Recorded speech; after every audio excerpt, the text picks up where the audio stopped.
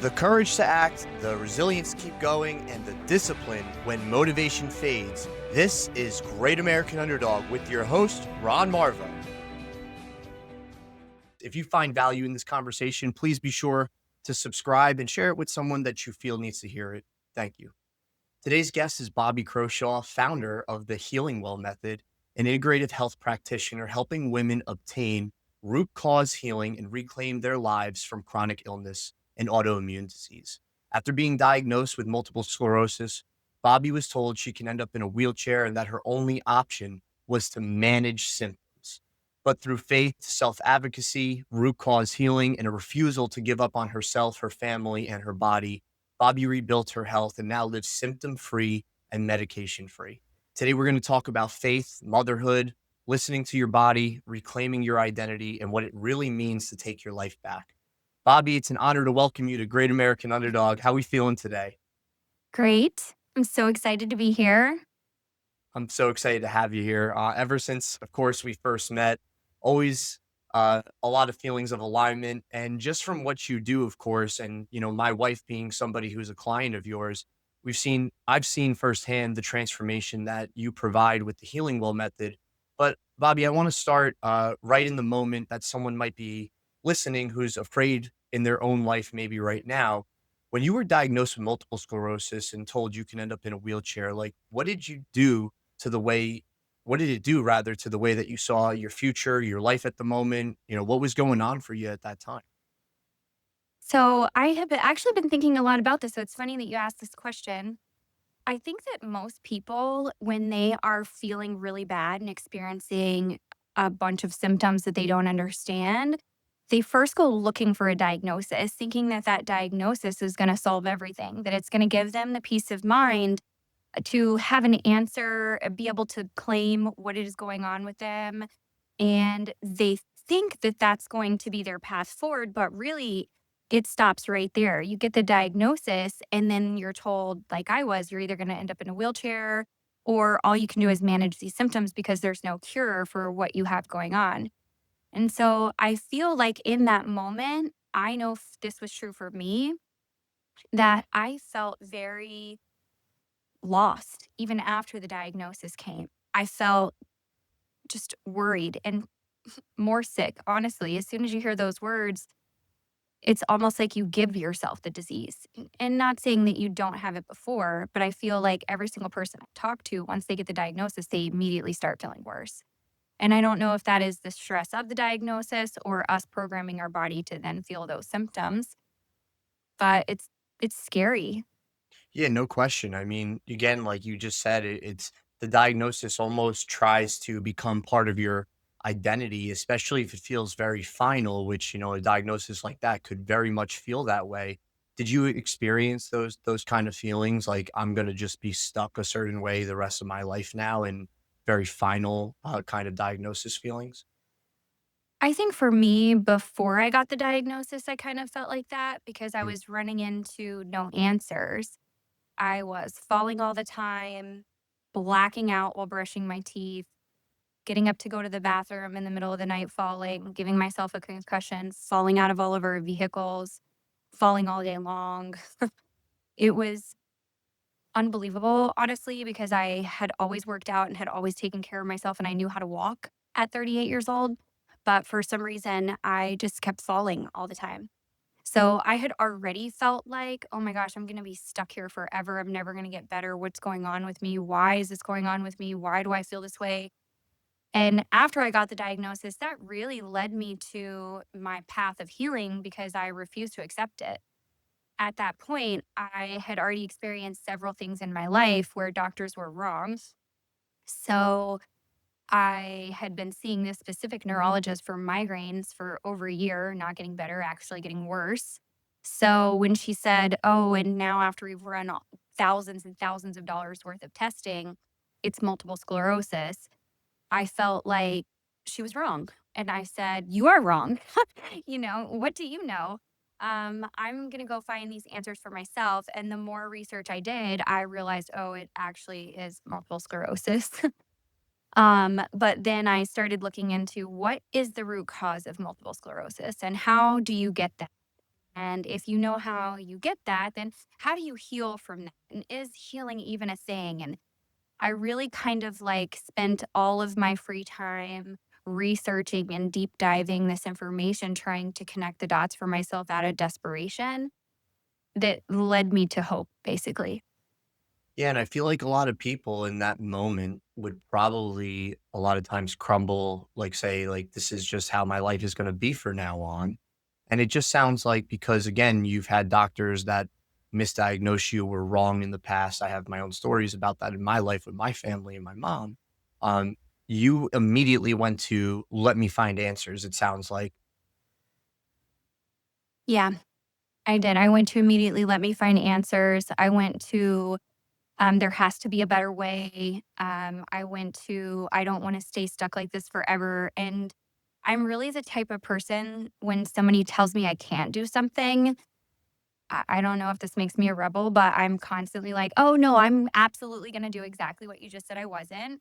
And so when she said my doctor, my neurologist said, "You're gonna end up in a wheelchair if you don't take this medication," I was like, "Okay, well, I'm not." And here I'm gonna prove to you how I'm not. And I actually never saw her again after that diagnosis because I went on this quest to heal myself and just kept going from person to person to person who could help me, execute that plan. And you didn't resonate with her belief system either, just because again, you're a doctor does not necessarily mean, and you'll elaborate on this a lot more than I will, it does not mean that what you say is final and 100% factual because anybody can make mistakes. And in the world of medicine, and with everybody's bodies being different, which I'm sure you see a lot, like you don't know me and my resilience, and granted you can give me a diagnosis, say I don't care how resilient you are, this is what you got, but there is something to be said, and you're a living example and testimonial too. If you want to find answers, you will find them, and you just kept Mhm. fighting to make sure, like, I have to show up as a mom and as a wife, and I'm going to make sure that this is just not going to stop me. This is not how my story is going to, like, kind of come to an end, if you will, in many different ways. Yeah, I definitely resonate with the mom part because the entire time, like I grew up without a mom. I was raised by my grandparents. I was adopted by them when I was 5. And even that relationship didn't feel great because I wasn't their child, and so they were constantly trying to give me back to my parents, and I understand why they did that. It just kind of gave me this sense of, like, nobody wants me, and I didn't really grow up with, like, a secure attachment to a parent, and I wanted something completely different for my own children. So when I got sick, it was devastating on a whole different level. It wasn't just what I was fighting physically. It was how do I make sure I'm here for my kids? Because I can't leave them without a mother. Like that would be traumatizing to them and their life story. So I really wanted things to be better for them. And the whole entire time, like I remember finding myself just, I was in so much pain before and after the diagnosis that I was having a hard time walking. I was having a hard time sitting. I would wait for them to leave. My husband would drive them to school on his way to work, and I would get in the shower and I would just scream the entire time and cry. And there were definitely times I thought that it would be easier if God just took my life because it was so incredibly challenging to get up and deal with this pain every day, especially someone who doesn't take Tylenol, Advil, and at the time had completely given up prescription medication because the migraine medicine had never worked for me. I had tried all of it before coming to the multiple sclerosis diagnosis. So it was like, why am I going to put something in my body that's not working? But also, how do I get rid of this pain without putting something in my body that's not working? So I was spending a lot of my time as a designer and running this business. And in all of my time that I wasn't doing that, I was going to acupuncture, massage therapy, physical therapy, anything I could do to try and relieve the pain, stretching 3, 4, 5 times a day. I had an office. I never sat at my desk. I stood and worked in the warehouse at this like workbench that my husband built for me. And it was extremely challenging every day of my life. I never felt like I had a break. I never felt like, oh, today was an easy day. I felt like every single day was a challenge. It was very hard. Yeah, I'm sure. And on top of that, like, there was a time in your life before that already with your health where you were told you wouldn't even have kids. So now growing up, not really with a mom present in your own life as much, and then now told that you might not even be a mom before this even happens, like, you had already been through that moment. Can you take us back a little bit to that season and then like how that kind of transitioned into when you got the multiple sclerosis diagnosis? Because like you just said too, you were also an interior designer and owned your own business. Mhm. So when my husband and I were just dating, I was previous to him and I dating was diagnosed with HPV, and it had turned into cancer very, very quick. So they said cervical cancer. So when we were dating, that was one of the things like I didn't really want to tell him at first. I wasn't sure how he was going to act. And then he was like, oh my gosh, well, I definitely want to come with you. Like, I can't believe you're just telling me this. So he started going to my appointments with me, and he heard them say over and over and over. I was very close with my doctor at the time. I had been with that OB for a very long time because I had a history of female problems, and very interesting when you have a traumatic childhood, how that coincides with female organ issues. Right. But I had, some problems like cysts on my ovaries. They thought I had endometriosis at one time, adenomyosis at another time, and then turned into HPV and cervical cancer. And the doctors were trying to get me to take it very seriously. But I think between the ages of 20 and 22, I was like, who are you and what do you know? Right. Still very much like I am not so sure about this.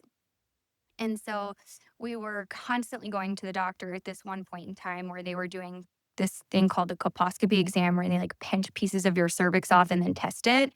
And essentially what they're trying to do is get a gauge on the growth of the cancer, basically, or the cells that they think are going to turn into cancer. And it was extremely hard on me. It was extremely painful. It made me nauseous. It made me not feel well. It's an in office procedure that they don't numb you for. And he would go and hold my hand. And we were doing this 3, 4 times a month sometimes. Now I think they were trying to like see if the medication they were giving me was working or what. I ended up going to 5 different doctors over the course of like a year and a half that he and I dated because I was refusing to accept even those diagnoses. They all kept telling me that I needed to remove my cervix. And that's really not something that you want to hear between the ages of 20 and 22. Like, I wanted to have a family. This was ridiculous. I didn't want to be going to these doctors. I didn't want to be spending my time like this. I was too young. I kept, telling myself, but then other people would say that to you too. Oh, wow, you have a neurologist at such a young age. You're too young for that. And yeah, I agree. I was too young for that. But it's just strange how disease progresses, especially in relation to trauma. So ended up going to a different doctor, and this being the fifth one, and he come to the same conclusion and said, you're not going to have kids, and it's best that you just accept that now. And you've tried everything. Obviously, I'm your fifth doctor. It's time to just remove your cervix at this point. And we kind of accepted defeat in that moment. And I know my husband has a different side of that story where he was like, do I stay? Do I go? Like, he wanted kids for sure. And he was planning this whole proposal thing. And this was like not the news he wanted to hear. So we agree to do the surgery. And I go to on a trip with a girlfriend and come back. And I'm going to have this blood work done right before having surgery. And the nurse calls me back and says, "Oh, we can't do the surgery because you're actually pregnant." Oh man. And I was like blown away. I thought, and me being just so ignorant and young at the time, again was like, "What do you know? You guys literally just spent the last 2 years of my life telling me that I wasn't going to have kids. Right. This has to be wrong." So it's like very much a scene from the movie Knocked Up where she's like in the grocery store So dumping all the pregnancy tests in what do you her mean I gotta take all these basket. tests? There's no way that's right. Yeah. So I grabbed like one of each brand, and this memory is just like burned into my brain because I went back to my grandmother's house. I was helping her clean. When I got these results back, I left, went to the grocery store by her house, came back, and literally peed on every single one of those sticks and laid them on her counter and set a timer and stood there for 2 minutes, like, okay, what's going to happen? Right. And Yeah. every single one of them was positive. And I Wow. remember calling my best friend at the time and telling her to come over right now. And she didn't live maybe 10 minutes away. And she got there. I had all the pregnancy tests back in the grocery bag. And she pulled up. I felt like a drug dealer at the You're time. right. Like, Put the look at all the stuff I got. put the bag on her center console and was like, "What are we gonna do about this? Help me come up with a plan right now." And she like opened it and started crying because your best friend, she's been through this whole thing with Sure. She me. knows everything going on. Yeah. And so she goes, "Have you told Paul," which is my husband now. And at the time, we weren't even really engaged. We were getting ready to get engaged. And I didn't even know that at the time. Right. So she said, "Have you told Paul?" And I'm like, "No, I have not. I have not told him yet." So we were going to a concert that night and she kept trying to get me to tell him. And I was like, "No, I don't want to tell him." I'm like scared because this whole time, like, I'm thinking we're just dating. This is not really what was supposed to happen in my life. Like, I didn't plan it this way. And I'm scared to tell him how's he going to react, even though we had had these conversations before. Like, he wanted children, I wanted children, but we not talked about like when or Yeah. Like anything. And when we were that would both, happen and things of that nature. yeah, and Yeah. we're like mentally prepared to have this surgery. And so I hadn't even told him that part yet. It was just like, it was wild. So we go to this concert and he keeps buying me drinks and I'm passing it to my friend and she's giving me her empty drink and she's getting wasted and I'm staying sober and he's looking at me like, "This is weird. You've never had 4 drinks in a night. I think we need to go home." So he is taking me home. I stayed the night at his house that night. And the next morning we woke up and he was like, "What's going on with you?" And I just like started crying. And I was like, "Do you like really love me?" And he was like, "Yes, of course I do. Why would you ask me that?" And so I got up and I opened my purse and I took out the stack of pregnancy tests and handed them to him. And I was like, "Well, I think I need to tell you something." And his reaction was just the best. He started crying. He was so happy. He gave me the biggest hug. He was like, "This is the best news I've ever heard." So the doctors were definitely wrong. But then when we went, because they want to see you when they're like, "Okay, you're pregnant." And not only did they know I was pregnant, they knew I was pregnant with a girl because that's how far along I was and had no idea. So when we went in, knowing this information, like when they tell you it's a girl, you're pregnant, and we already know it's a girl, you can't, like, when they suggest not having the baby, you feel like you already know the baby. So, of course, when we go to the appointment, that was their recommendation was to terminate the pregnancy. And they're like, "We just don't think either you or the baby, something's going to happen to one of you." And my husband and I decided to, roll the dice on that one. We were like, "Well, this is our one chance. And I think if this is the only chance we have, we're going to take it." And at that moment, I decided to kind of change my life. And I was going to focus on my health and my well being and the well being for this child and my relationship with who I thought was just my boyfriend at the time. So that's kind of the start of where my distrust in the conventional system started because they were wrong, like in such a huge way. And the most important part about that story to mention is there is something that happens, and there are several studies on this, where the cells of the baby, the healthy cells of the baby, recirculate throughout your whole body and they heal you. And I was cancer free from the moment I had her. Your lining of your cervix sheds and the cancer never came back. So she literally healed me. Oh my goodness. It's just so crazy to me, man. And what's crazy too is just that it sounds like, Bobby, you already had a little bit of like, these people aren't going to tell me like how my life is going to go inside you, like that kind of that streak. Mhm. But also, I know that you believe in higher power, the universe, miracles, God. Um, and what did that do in terms of your faith in your own strength, your relationship with Paul, and your relationship with God and the universe? Gosh, that's a good question. Actually, at the time that I found out I was pregnant, I did not believe in God at all. Because I had such a hard life, such a hard childhood, like capital T trauma hard. I didn't believe that if God was real, he would allow such things to happen to a child. And I really spent my whole life up until this point kind of wrestling with that fact in general. And I don't know that I told a lot of people that because I lived in a small, very small town in the South where almost everyone believed in God. So it was not well received if you didn't believe in God. So I kind of kept that to myself and I asked a lot of questions and was very curious about like how others believed in this figurative, imaginatory type person that they called God. It wasn't until this moment that I would, and my husband actually was a very religious person in the sense that he believed deeply in a higher power and God. So he immediately was like, "This is such a God thing," because he was praying, like, "Do I choose the girl or do I choose having children with someone else?" So this definitely changed my whole perspective because in this moment, when this person I love is saying, like, "This is such a God thing," I'm thinking, "Okay, well, now I need to know more about this God because I need to understand this. I'm bringing a life into the world, and you want to do right by that life. So I need to know how to steward this, basically."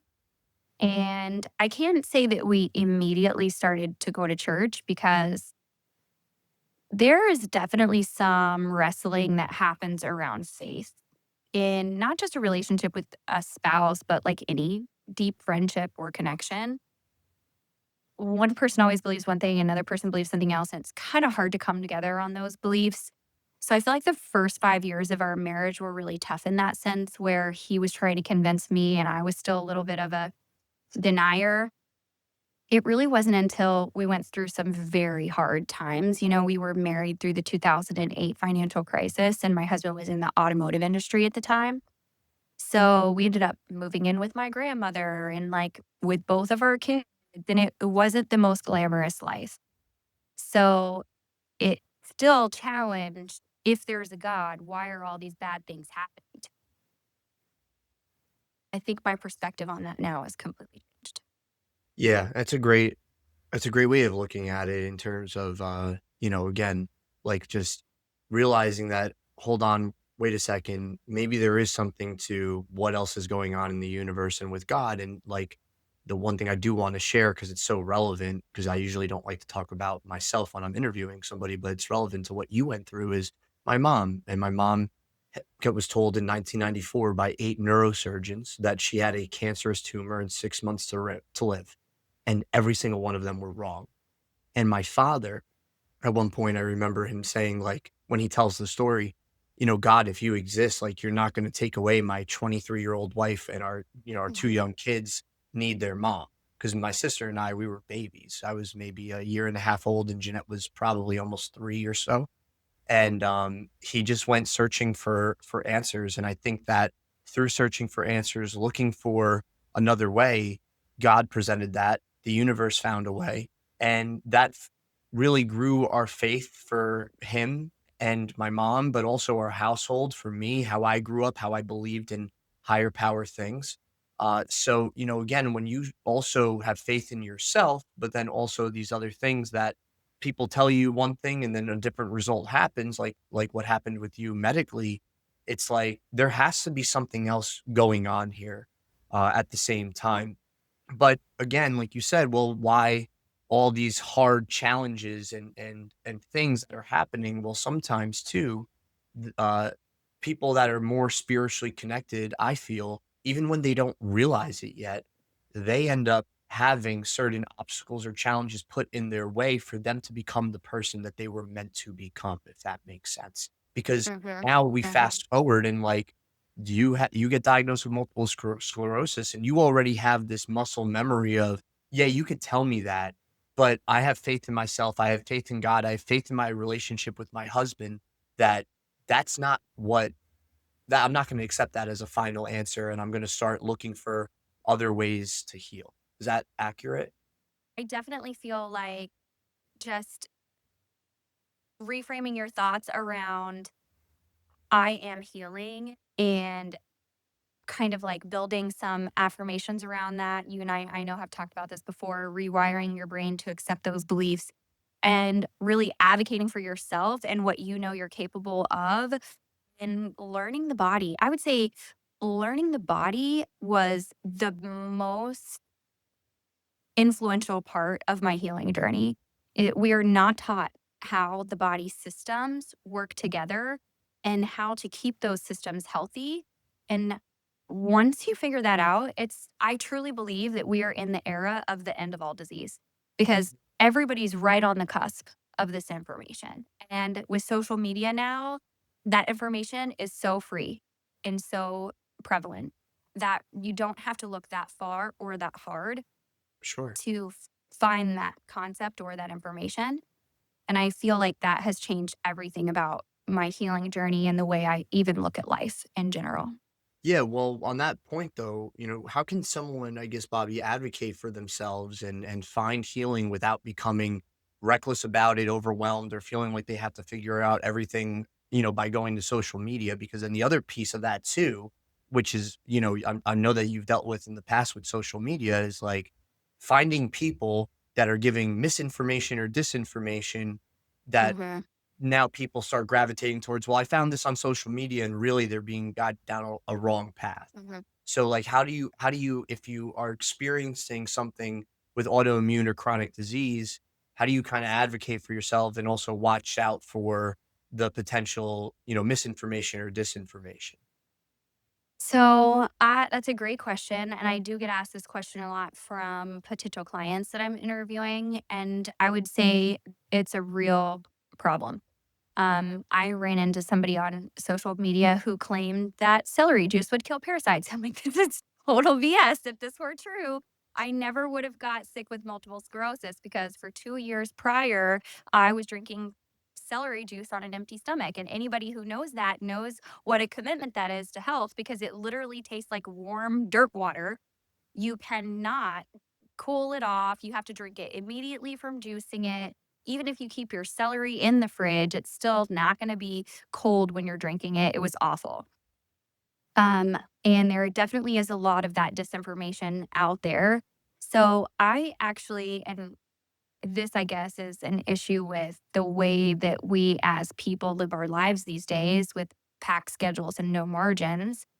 Mhm. I would stay up all night long researching things that I had heard on the internet. So I never took anybody's word for fact. I always double checked it, triple checked it. I looked for ways to cross reference the information and kind of like connect the dots. So if this person had a theory and then there was this theory, how do they connect? How do they resemble each other? Because somewhere in the middle is going to be the truth. I taught myself how to learn or read the PubMed studies. You always want to look for studies that are complete. So anybody can have an abstract idea that would be posted at the top, but you want to make sure there is the um, conclusion at the bottom so that they went through the whole full study.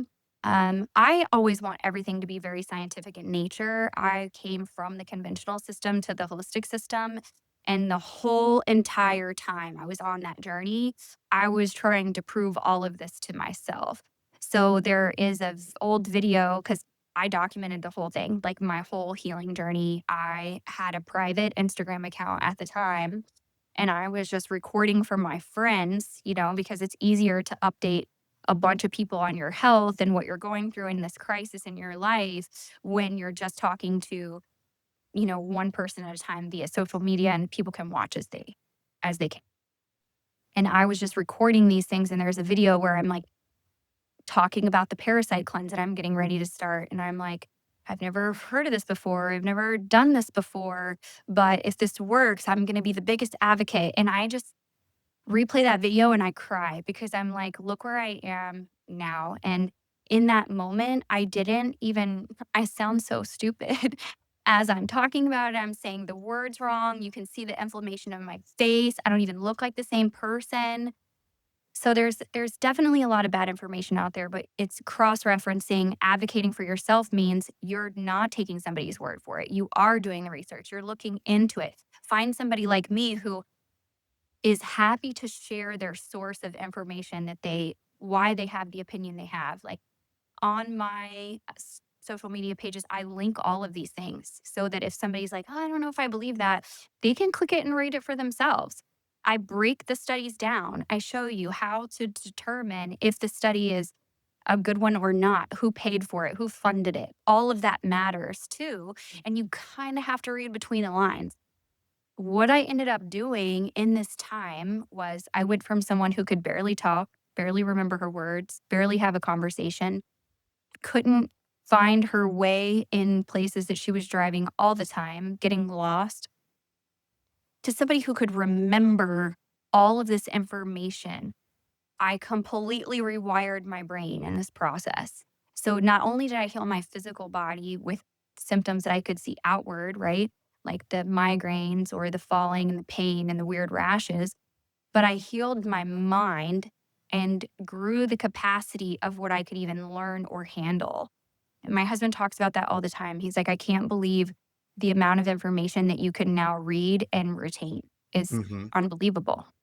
You're probably familiar with neuroplasticity and Mhm. being able to create new pathways in the brain. And essentially, through your own healing, you did that. You created new pathways of learning and absorbing information in the brain because I believe truly that your why was so strong and still is so strong. And that's what makes your coaching so powerful that you were just like, I'm going to figure it out and I'm going to make sure that whatever it is that I need to do, I'm going to do and also deep dive the information. And I think that to your point, that's where a lot of people get stuck is they take some information, they believe it's going to give them the results immediately and they run with it. And then when it doesn't work, they say that was false versus actually taking a little bit more time. You know, when you're dealing with something like an autoimmune disease or chronic illness, you have to actually do the work. Because again, just like in Mhm. business, for example, or athletics, you can have all the talent in the world. And Mike Tyson said it best when talent doesn't work hard, hard work beats talent.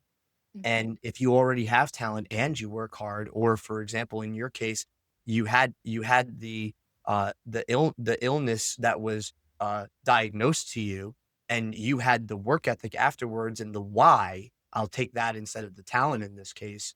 Not to say you're not talented because you're very much talented in a lot of Yes. different ways, but the why was so strong along with the hard work. So I do think that that's something people are missing, like you had said, and then you said before we got into that piece, listening to your body, right? And starting to see symptoms, not as random as problems, but actually as signals. You know, when did you start to have that kind of aha moment in your brain to look at symptoms in that way and listen to your body on in ways that you'd never thought of before? So, just to touch on the point that you made when you're trying things and they're not working really Mhm. fast, Yeah. because I don't want to lose that.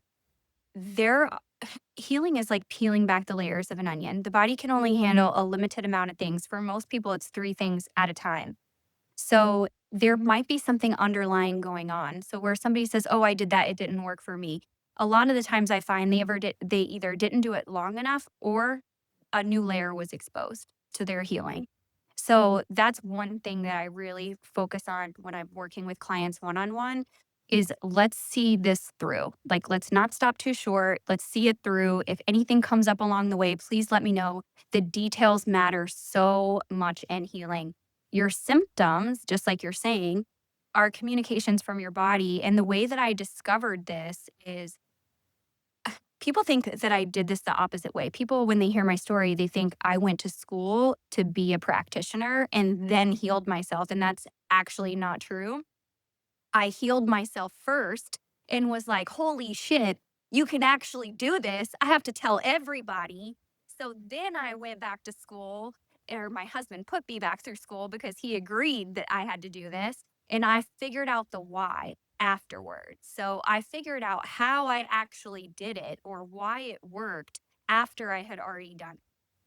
And once I started putting those things together, it was like a light bulb went off in my head. And I realized we should not be scared of the symptom. We shouldn't be trying to cover it up and mute it. We should be listening to it and following it. So I was talking to a lady a couple days ago, and this is a really good example because I feel like a lot of women who are in their 40s and 50s deal with something called frozen shoulder. And a lot of people say that this is a sign of perimenopause or menopause on the way. And I would kind of disagree because there are two reasons why somebody would experience that frozen shoulder pain in a woman. One would be estrogen dominant, but where, if we just stop there, that's not really a root cause because where is estrogen converted? It's converted in the liver. Well, the second option for frozen shoulder and right side frozen shoulder specifically is gallbladder dysfunction. And gallbladder is downstream from the liver. So both of these things point to the liver. And when we're tracing back the root cause, I can't tell you how many times, like, I feel like I am a broken record. It's always the liver. Every single client I see, it backs up to something going on in the liver. Wow. Yeah. So essentially, again, like you have to get to that next layer, and like you said, peeling back the onion, if you will, on what is going on, because you see a symptom, and it just really a lot of times just the surface level of what might be happening, and you have to go back far enough, or deep, or go rather deep enough into it to get to what you call root cause healing. And then this all now leads you to, of course, the healing well method, which is built around women, uh helping them to understand their symptoms and actually find healing through, like you said, root cause healing, because so much of it out there, a lot of the stuff on social media, on the internet, it was surface level, and through your experience you had to, and diving deep on your own, and like you said, doing this in the opposite direction of a lot of other practitioners out there who went to school for it. You had to do it almost, out of necessity, right? So when Mhm. you say root cause healing, like, if you were to just give that in plain language to the audience, how would you describe that best for somebody listening? So technically, somebody has a symptom, some kind of nagging shoulder pain, a headache, a migraine, a knee pain, back pain, and they go to the corresponding doctor for that symptom. And that doctor says, here's a prescription medication. And that prescription medication just silences the body from communicating the symptom. That's every single prescription medication. That's all they do. They Hmm. just shut off the communication from the body. Root cause healing would be why? Why do you have the migraine? Where is it coming from? Is it stress? Are you mineral deficient? Is it, stress related to nervous system dysregulation? Is it stress related to um, something that you're physically going through? Like, is it a different? Because sometimes when we have a different pain in our body, the body doesn't know how to communicate that. So we can have low back pain and a headache at the same time. So it's really, where is that pain coming from? Where did it start? Why is it there? Root cause healing would be looking for where it started and why, and then supplementing those reasons, allowing the body systems to catch up to it. Like, right? So we're listening to it and we're supplementing, giving the body support for what it needs to not have that symptom anymore, and then we see where we go from there. So technically, if we can trace that symptom back to the liver, then we can support the liver until the liver is healed and then doesn't need the support anymore. And one of the things that I really pride myself on is I take zero supplements and zero medication. Since I have healed myself from multiple sclerosis, where I was on multiple protocols, I did a parasite cleanse, I did liver cleanses, I did liver detoxes, I did all kinds of things to heal myself. It wasn't just one thing. It was a lot of nervous system dysregulation, a lot of trauma healing, a lot of emotional release. And once I really reached that point of root cause healing, I no longer needed any of those supplements anymore because now my body operates as it should. All the freeways, so to speak, are clear and there's no more traffic jam. So my organs are working as God or the higher power you believe designed it to. Yeah. I guess the root cause, like the common root cause or patterns that you see women who feel stuck in chronic symptoms, a lot of times it sounds like you always end up back at the liver. But I've also heard you talk about like the liver, the gut, the nervous system, the emotions, and the spiritual reconnection. Like, why do you talk about that typically kind of all together? So the whole body is one energetic system, and it's not pieces. And I think this is really where the conventional system misses, is because the kidney doctor is not talking to the heart doctor, is not talking to the psychiatrist, and everybody's going in a different direction when all of these symptom systems actually work together for the greater good of the body. And the body is always trying to keep you alive. It's the only thing going in your favor at all times is your body trying to keep you alive. Everyone else around you has a different agenda, their own agenda. So when we look inward at what we physically need for our body to heal, it is different for every single person. But the healing well method focuses on healing the body as a whole, the mind, the body, and the spirit.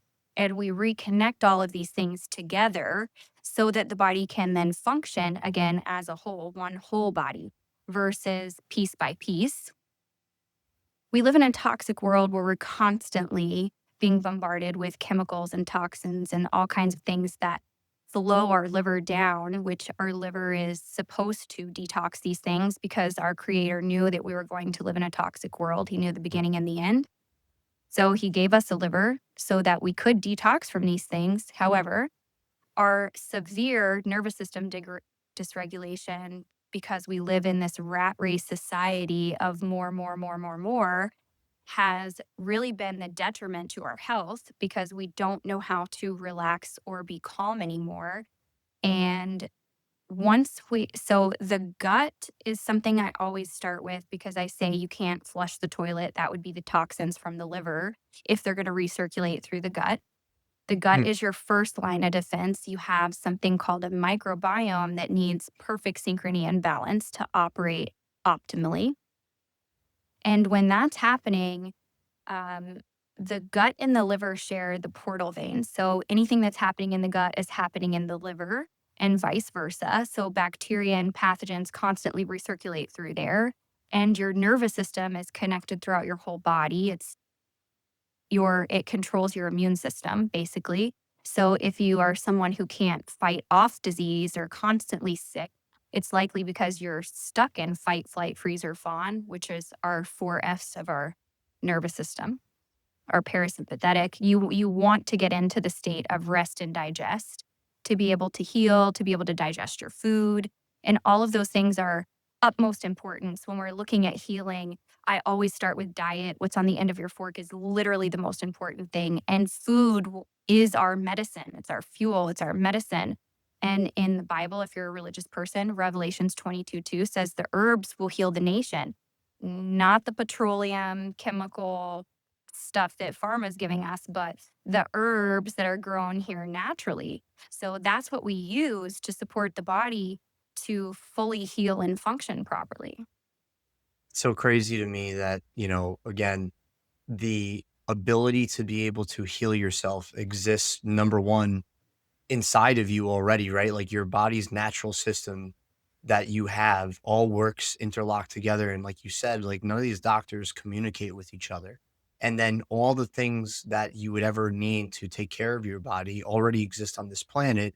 And then the other piece of it, like you mentioned, the rat race piece, right? The fact that people are all go, go, go all the time. And like you said before, you don't have to think about breathing. You don't have to think about digestion and all these other things. Your body automatically does that for you inside of a system that was created perfectly to keep you healthy.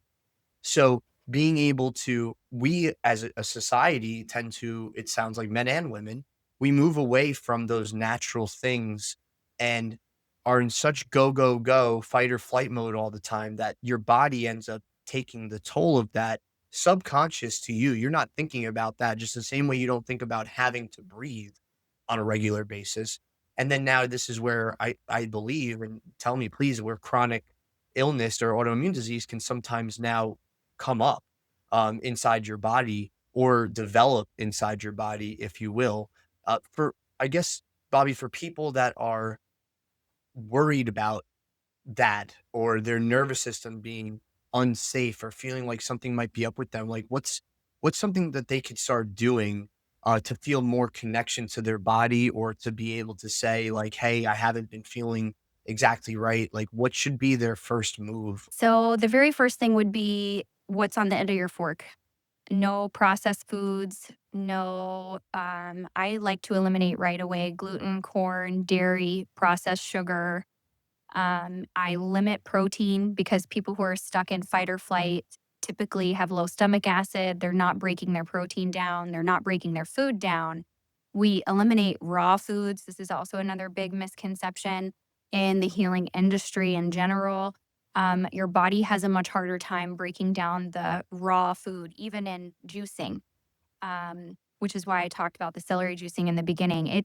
It's not a one size fits all thing. Like diet is very personal to everyone, but specifically to someone in fight or flight, or specifically to somebody fighting a chronic disease, they need softly cooked vegetables right away, lots of eggs. If you're somebody who has leaky gut, sometimes you can have an allergy, a sensitivity to egg whites, but egg yolks are always very safe. So we always start with like what's on the end of your fork. And the reason we start there is because your nervous system needs nourishment, just like the rest of your body and your other organs, they need nourishment. And if you are not absorbing the nutrients you're eating, you're still starving yourself. And I think Mm. that that's really what a lot of people don't understand. They're like, no, I'm eating healthy food. I have a salad every day for lunch, but your body's not absorbing it. It's not utilizing it because the salad is full of raw vegetables and you need warm, softly cooked vegetables. So I think that's the very first thing. If I was starting over, that would be the first thing that I did. In my journey, I was juicing for years before getting sick, following what I thought was a very healthy meal plan. I loved salad and I still got sick. So that tells you right there that's not the appropriate diet. And also, That the God, I'm sorry. Yeah, that the body's just not absorbing it. Yeah, the absorption piece being so important, right? Because even when you would coach Nicole and still working with her, there's something that she's brought up to me multiple times, which is how fast you or not fast you eat in terms of the amount of chewing that you do and how you Yeah, actually break down the food in your mouth by doing more chewing. That's why God gave you teeth the way that he mhm. did or she did. And you're able to go ahead and break down that food enough for your body to absorb it, and that kind of ties back into the go, go, go, Mhm. world that we live in where people are just doing everything so fast, instant gratification, and they're doing it with what's at the end of their fork, and then the process of actually sitting down and eating and speeding that up even, which could again lead to a lot of the, problems that you help women with. Yeah, so in that piece specifically, we do something called a mealtime ritual where we take 3 deep breaths before we ever even start eating, and we kind of give gratitude to the food that we are eating and ask that it is going to nourish our body because your voice has a frequency. Everything from my shirt has a frequency, my Yeah, voice, my whole body has a frequency and an energy. So we want to transfer a positive energy into what is going to nourish us. This is where the Bible talks about praying over your food. That's mhm. really what it means, is to give energy to this life force that you're going to be consuming. So we do that. We set our forked or spoon down in between our first 3 bites and we chew everything for a minimum of 30 times. This makes the meal time last longer, but it is supposed to. So that's why we call it a ritual, because this is something that is not supposed to be rushed and it is for your nourishment and for your well being. And this is something that I get onto my military background husband all the time. I think he chews his food 5 times before he swallows it. And then he's like, I don't know why I'm bloated after this healthy meal. And I'm like, maybe because it's If you going choose in your like food more. your stomach break that down if you don't chew it enough. It can't extract the nutrients from it. So then, if you don't have enough stomach acid to do that, which most people don't, especially anybody over the age of 30, because stress decreases stomach acid, age decreases stomach acid, and exactly what we're talking about. Um, when you're not chewing your food and it's being pushed into your stomach before your stomach then can't break it all down and it pushes it into your intestines undigested, and this is the number one cause of inflammation in the gut, is just not chewing your food enough or not having the proper stomach acid to break it down. So this is one of the very first things we address in the healing well method. We do a stomach acid test like right away. It's one of the very first things we do. So crazy to me that one of like this is where your guidance becomes so important, Bobby, because it's like something as simple as that, but you don't have somebody to guide you to understand that, number one, and then also the accountability piece and give you a process. Like through the healing well method, you literally give women a process and to the individual, because one thing I want to touch on that I'd love for you to elaborate on is bio individual support, right? Like, because earlier you said, there is no one size fits all to healing, but when somebody works with you, you are giving them a custom plan. And it's starting a lot of times because of the commonalities in society. There's a lot of Mhm. small things they can do immediately that gives them very fast impact. It doesn't heal them right away, but it does make a more immediate difference. And it sounds like just chewing your food is one of those things prior to getting into that bio individual support. Mhm. Yes. So the way we do things at the Healing Well Method is we bring on a client, and right away we order their functional testing. So we start with a GI map that basically maps out the gut bacteria. And we also do an organic acids test, which tells me their vitamin level, mineral level, and the function of their liver, more than just the liver enzymes. Because when I was sick, I was in liver failure and my liver enzymes were perfect on my blood work. So it at the time didn't make sense. Later looking back, this is why I have this in my method, is because it's very important to understand these systems of the body right away. This is how I get people the fastest results. And not in the sense of quick healing, but in the sense of getting you feeling better as soon as possible. When we know actually on a bio individual level what is wrong with you, like what bacteria levels are off, or if your liver isn't functioning, which it's never functioning correctly. I haven't run into one client who didn't have liver dysregulation. So when we know for sure what's happening in your body, that points us exactly to a glaringly obvious, like a magnifying glass, showing us right where the problem lies. And with multiple sclerosis specifically, it's been very well studied and documented that the gut bacteria levels of either too high or even too low, and too low is something not many doctors or practitioners even look at, but being too low even can cause a lot of symptoms. I've even had women who were struggling with infertility for years have low beneficial gut bacteria. And as soon as we increase that for them, they get pregnant. So this is even more than just a multiple sclerosis picture, is the bio individually piece of everyone's healing, the functional testing. And then while we're waiting on that functional testing results to come back, I start everybody on a drainage protocol. This is where your systems in your body that are responsible for getting the toxins out, we turn them all back on while we're waiting for these results to come back. That way, when the results do come back, we're ready to hit the ground running with whatever protocol we need to implement that is going to take care of either the high bacteria levels, the low bacteria levels, the low vitamin levels, the low mineral levels. Exactly where you're missing is what we correct and support and supplement. And then I also find that people in general, especially people who are looking to be healthy, they tend to over supplement, overdo. And I was definitely one of those people because I overworked out for years and years and years. And when you're in nervous system dysregulation already, plus overworking out, that is your chronic stress. Your workout that you think is helping you and it's making you healthy, it is what's causing your disease, is because your body is not capable of handling that. It sees it as stress. So there is a time and a place for even working out. I think that a lot of people use working out a lot of times as a shield for deeper problems.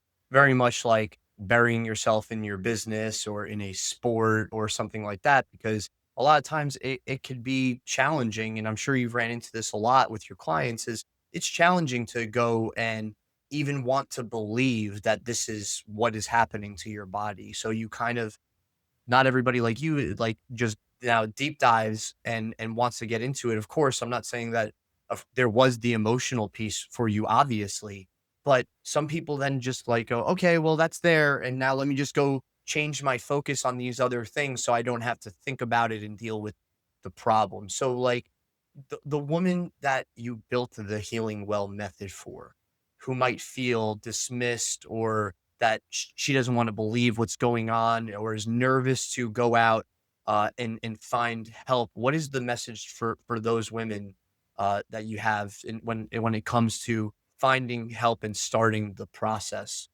Mhm. I fully believe that a diagnosis is a curse. So the very first thing I would say is throw that out the window.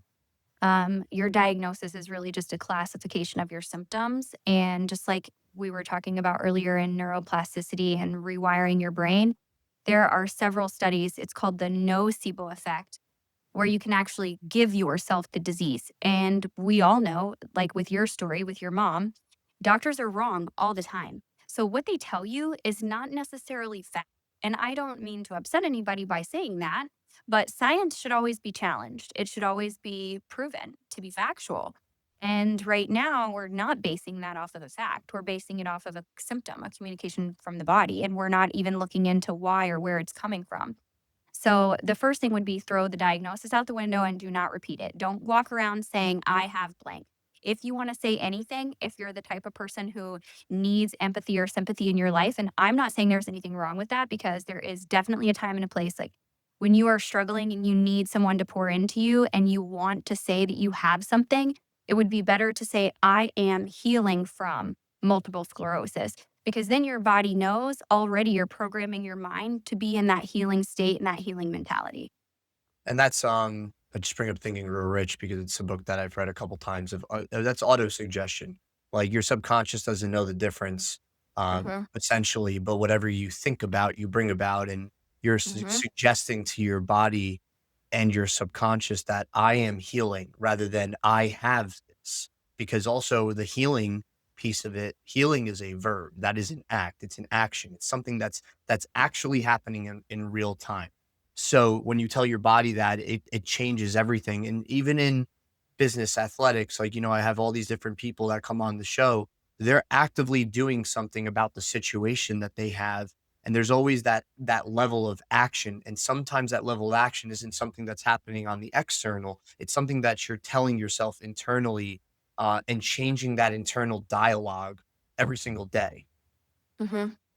Yeah. The other thing I highly recommend, which you and I have talked about, is expanding your mind, following people and surrounding yourself with people who are actually healing, not someone who's staying stuck in the system, medicating their symptoms, but somebody who actually is healing so that you can see, oh, this is a possibility. So that's what I do with my social media is I try to show people how this is a possibility. Like these are the things I do in my daily life. I'm not worried about what perfect meal plan I'm following. I'm cooking for my family. I'm putting life into the nutrients. We're praying over our food before we ever even put it away. So that in the busyness of life, we're not like, oh, I'm starving. I want to eat this. But wait, everybody pause. Let's pray over it. We actually pray over it when we purchase it from the grocery store before we ever put it away so that we are automatically giving energy to it before it ever even gets put away in our home. I feel like that is one of the things that I live by. And these are things that cost nothing that you can implement right away. Just telling yourself that you are healing, following people and keeping people close to you and in your inner circle that are actually healing and not choosing to stay stuck in their life. And then doing things that's very simple, your affirmations, what you tell yourself every single day, and then praying over your food so that when you do consume it, it's giving you energy and life back. Just very simple things that you can do to initiate your healing journey. Simple, I'll say simple, but not easy if you're not aware of it and you're not willing. Because again, Mhm. Yeah. like, that's why what you do is so powerful, because when you bring this to light with the women that you work with, and then you actually start seeing them take action around it, and then the changes begin to unfold, because this is not an overnight journey, right? But if you actually do these things consistently enough, you're changing your energy, you're changing the outcomes that you're having.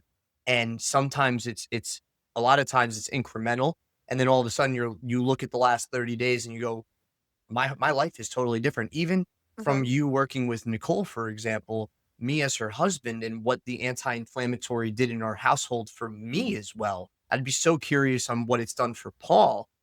through Oh my your gosh. guys' journey. But for me, Mhm. like eating better, losing body fat, my higher levels of energy because I followed that Mhm. anti-inflammatory protocol you gave Nicole to a T with her alongside her.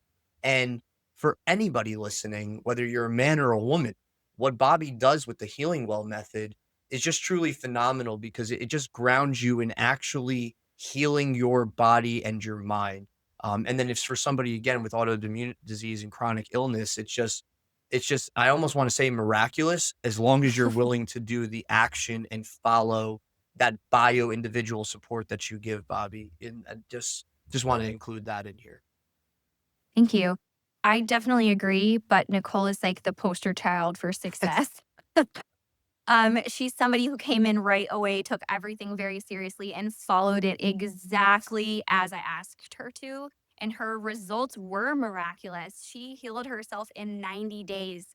That is incredible. Most people take 6 months. I have some people take 3 years. It just depends on how sick they were from the beginning and how much they're willing to actually implement right away. And we're not even talking about strenuous workouts or hardcore No. dieting. We're just talking about very easy to follow protocols that are designed for you specifically. I even have clients who are traveling and have to eat out all the time, and I teach them how to order their food at the restaurant to Hmm. for it to make the most on their plate and for their body. So I think that it's just like you said, very bio individual, very designed for you specifically and making it work for your lifestyle. I think that's really where the success happens is implementing it, one, and two, having somebody who understands you and you feel comfortable sharing the ins and outs of your life on such an intimate level where they can help you design Yeah. something that's going to work for you. Yeah, I know it's a cliche word in our world with social media, but it's just you have to be willing to be vulnerable. You have to Mhm. be willing to open up. And if you're not, you're gonna just limit your progress essentially. What shift, Bobby, through the Healing Well method with clients, like what shift do you love to see the most with your clients? Oh, what I love to see the most with them is when they go from despair in the beginning to full of hope in life. When things start turning around for them and it just starts clicking and things start working in their favor, and they're like, oh my gosh, this is actually real. Oh my gosh, this is a real possibility. I love that transformation and that turnaround. People start glowing. Their marriages get better, their life gets better. I always tell because I work with a lot of women, even though I do have male clients as well. Autoimmune disease doesn't affect men as much as it does women, but I never want to like put that out there. Like men can have an autoimmune disease too, but I do work with women a lot. And I practice functional medicine, Chinese medicine, and Ayurvedic medicine. But within this, sometimes we use homeopathy, which is a frequency based medicine. It's an ancient frequency based medicine. And in homeopathy, they believe that when you heal the mother, you heal the whole family, including the husband, even though that's not even a bloodline. So it's incredible to watch that actually happen. And for people to not only say, I feel better, but to say that I changed their life or I changed their marriage it makes me want to cry because it's so incredibly impactful in their whole entire life. It's life changing. Yeah, and I think that, you get another level of connection with those individuals because you were the first person to go through the Healing Well method before it even ever was, and you Mhm. experienced that, so it's like for me with boxing, when I would see somebody, for example, I've been hitting a speed bag since I'm 5 years old, I could do it with my eyes closed. I would teach somebody how to do that when I was coaching boxing more often, and once they pass that learning curve, and all of a sudden they're able to hit it and they get the rhythm, like, now I know that that's something that'll never leave their brain. They'll have that Yes. forever. I'm like, yes, like, as a coach, I'm almost more excited than they are because I know what that Yes. feeling is like. So that's so cool, Bobby, on so many different levels. I can't even tell you. I'm just curious, as we're getting ready to wrap up here, Bobby, what is the right person that should reach out to you right now, in their life? Like, how do they know that they should reach out? If someone is struggling with any type of chronic disease and they no longer want to stay stuck in those symptoms and they don't want to repeat that cycle of just putting a band aid on it while it continues to get worse and worse throughout their life, somebody who wants to get back to enjoying their life, somebody who has a very strong why, like I did, somebody who wants to be there to see their children grow old and have children of their own. That's somebody who should definitely reach out to me. Yeah, and also you do monthly webinars, I'm pretty sure. Oh, What yeah. what do you want people to walk away understanding from those webinars? Who should join? How do they find them? So on the webinar, I go over the three most impactful of the seven pillars of my program.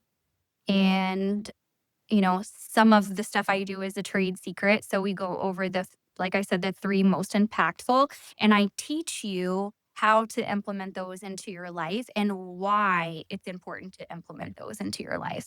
So the webinar is really helpful for someone who is kind of like in that disbelief phase, somebody who wants to learn more but isn't ready to invest yet, someone who maybe is ready to invest but has some questions.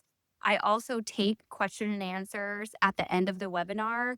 Um, I have an assistant, so social media is not exactly the best way to get a hold of me. It's typically not me responding to all of my messages anymore because this thing has grown to incredible levels, like in such a short amount of time. But on the webinar, it is me talking to you and teaching you, and someone who has questions about healing, about the program, about, me and what my story is. I tell all of that on the webinar, and I take the time to really answer anyone's questions right there live on the spot. How can they register for one of those webinars, Bobby? Um, it is linked in my bio on Instagram, right at the top. If you click the link tree, the very first one is to register for the webinar. We do them, I think, bi-monthly right now because our clientele has exponentially grown.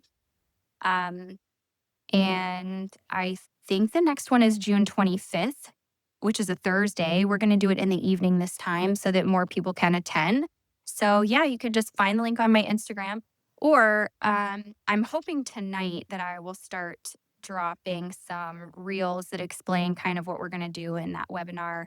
And they could even reply to those or comment on those and say Webby, and we'll Right. send you the link. Where should they go if they just want to learn more about the healing well right now? You can go to thehealingwellmethod.com. Or you can find me on Instagram, which there is a Healing Well method on Instagram, but I post mostly on Holy Healing Mama, which is my Instagram page where I have a ton of highlights that are topic based. So if you want to learn about your liver, you want to learn about Chinese medicine and nutrition, you want to learn about the connection between multiple sclerosis and Lyme disease, you want I even have a highlight on cannabis. I have one on mushrooms. I have just a plethora of education on my Instagram page, which I created during the time I was healing. So all of those topics are taught in real time when I'm learning them. So as I'm healing and as I'm learning, I'm posting about that for other people to learn and heal at the same time. And I've kind of stopped doing any of those highlight topics, but they are all still there, and you can definitely see where healing started to happen for me because as I'm talking in those videos, some of them, like I'm having a hard time finding my words. So you can definitely see the progression of like my health through the whole thing. Yeah, that's so crazy because ultimately, Bobby, anybody can go to your Instagram and even before joining a program in the Healing Well method, they can get a lot of educational material and see that healing in real time, which is incredible. And also start to get some insights and maybe some background and build a foundation of if they are suffering from a chronic illness or an autoimmune disease and they want to take some initial steps. There's so much content on your Instagram alone that I know they could start using and applying immediately before ever even working with you or joining a webinar, which is so cool. Mhm. Yes. So this is where you find any free information is on my Instagram. And I know, and this is something else I always tell when I'm interviewing potential clients is that God is not going to make what you need out of the realm of possibility for healing for you. So if money is a factor and you can't afford to work with me one on one, you still have all of this information on my Instagram to get you started and at least get you into a place of abundance, right? Which is where we want to be.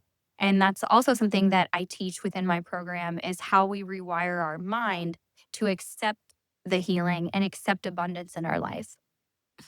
I love that. Bobby, this has been such an incredible conversation. Before we jet, though, I do have two specific underdog questions that I want to ask you. Okay. I think that anybody listening to this conversation is going to get so much value out of it. And definitely, I'm going to include, of course, all of your links and everything in the Thank you. description right below. So if you want to connect with Bobby, it'll be really easy for you. But when it's all said and done, how do you want and hope that your loved ones remember about the way you lived? How my loved ones remember about the way that I live. I hope that they remember that I never settled and that I was constantly fighting for a better life for not just me, but for them. I love that. And this is more of like a fill in the blank, finish the sentence. But the world needs more people who. Are healed because we are all walking around living out our trauma. And something else that I teach to my clients is that the way somebody treats you is a reflection of them, not a reflection of you. That they are walking around living out the trauma that they are holding on to. And once you realize that somebody is just walking around living out their trauma and it has nothing to do with you, we start to take offense to less things. And I think when more people are healed, less people are offended because the healed person is not triggered anymore. You won't be triggered or offended by what other people do. Just heal yourself, man. It's like Yeah. it could be that easy, right? Yeah. I guess that's also I'm gonna be greedy here. I said two, I got three. What is the I guess one action or something that you hope people will do after they hear this conversation specifically? Is it just that Mm. focus on your healing more than anything first? Start talking to yourself nicer Fair. and understand that you are also living out your own trauma. And as soon as you have that mind shift and you start, because what you put out, you attract in the form of frequency, which is not woo woo, it's actually scientific. What you put out, you attract. So if you want healing, if you want abundance, if you want a better life, if you're someone who feels like you always have bad luck or you're stuck here or stuck there, bad karma, it's really what you're putting out. It's where in your life can you change to be a more positive person? That's what I hope somebody here sees this and says, you know what? I think I could start there. I love that. That's such a beautiful note to end our episode. Bobby, I just want to say thank you for being so gracious with your time. I'm so grateful for you on so many different levels and Paul as well. You guys are just incredible human beings. And I really truly believe that anybody that listens to this episode is going to get a ton of value. They'll be able to connect with you. You'll be able to connect immediately with Bobby with the links in the description if you want to learn more, connect with her directly. This has been another incredible episode of Great American Underdog, where you can get the courage to act, the resilience to keep going, and the discipline when motivation fades. If you enjoyed this episode, be sure to subscribe and share it with somebody who you feel like needs to hear it. And we'll see you on the next one. Take care.